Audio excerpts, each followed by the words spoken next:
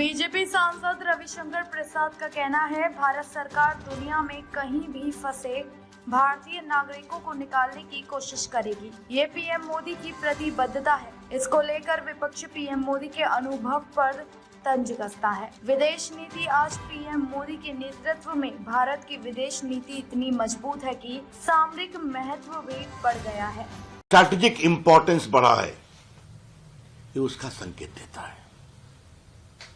और नरेंद्र मोदी जी का एक और कमिटमेंट है, हमारा भारतीय कहीं भी फंसा हो, भारत सरकार उनके आंसू पोंछने और उनकी रिहाई के लिए कोशिश करेगी।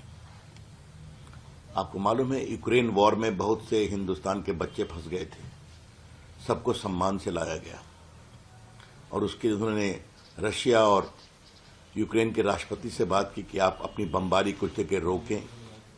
वही पाकिस्तानी बच्चे भी भारत का झंडा लहराते हुए निकले।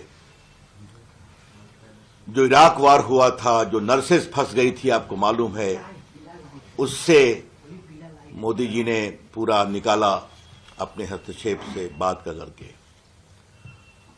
इन सबों के नाम क्या है मैं बताऊंगा, सब ऑपरेशन के नाम थे। अफगानिस्तान में जो फंसे थे उनको निकाला गया। आपकी जानकारी के लिए, जो अभिनंदन हमारे F-16 का पायलट था, पाकिस्तान में जा गिरा। एक दिन में पाकिस्तान को छोड़ना पड़ा, एक दिन में। फिर 46 नर्सें भारतीय फंसी हुई थी केरल में ISI के वॉर के बाद। आपको मालूम है, उनको भी छुड़ाने में प्रधानमंत्री जी ने व्यक्तिगत पहल की और उनको रिहा किया गया।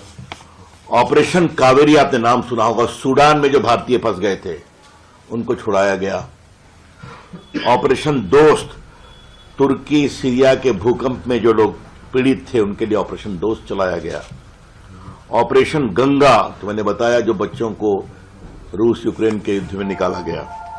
ऑपरेशन देवी शक्ति, अफगानिस्तान में जो हिंदू फंसे हुए थे लगभग 700, उनको लाया गया।